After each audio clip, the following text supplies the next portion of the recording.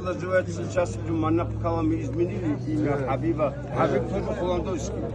Хабиб Нурмагомедов. Мы тоже это слышали. Так Нурмагомедов, борец вот этот. Да, Холландовский, да?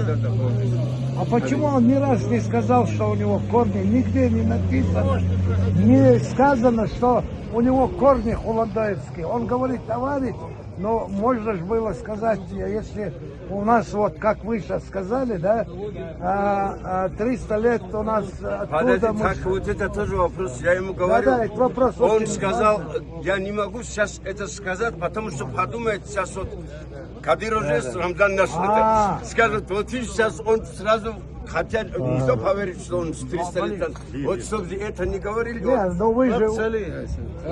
Бабцали.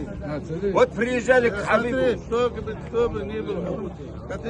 Кадыров, Они сказали бы, нашим ребятам, чтобы был и дагестанцы, северо-кавказские борцы, все, он все, на всех.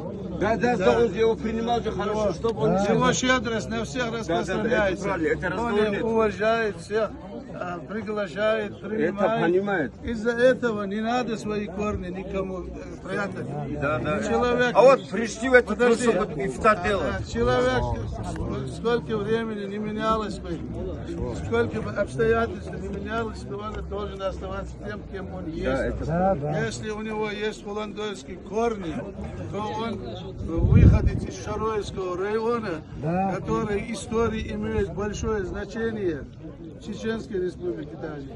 Из того края, где вышли алимы, где были мужчины, где были хорошие люди, ему за честь, если он отсюда, это сказать ему за честь.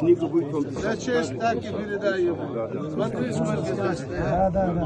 Мы же не говорим, да. Мы не вытягиваем у него это. Не вытягиваем. Человек должен быть тем, кто он есть. Мы же поэтому У нас не только вы, вот в Дагестан уехали. Ассаламу алейкум. Алейкум салам. Рамзан наш. Так что большой салам им от нас всех.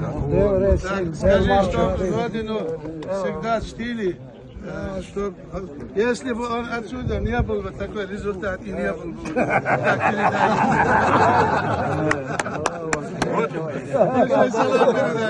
И ему всему роду. Вот оказывается корень откуда идет. Вот фундамент оказывается отсюда. Посмотри, вот сюда. У подножия снежной горы, который снег не тает ни зимой, делегация была, в ифтаре туда приехала.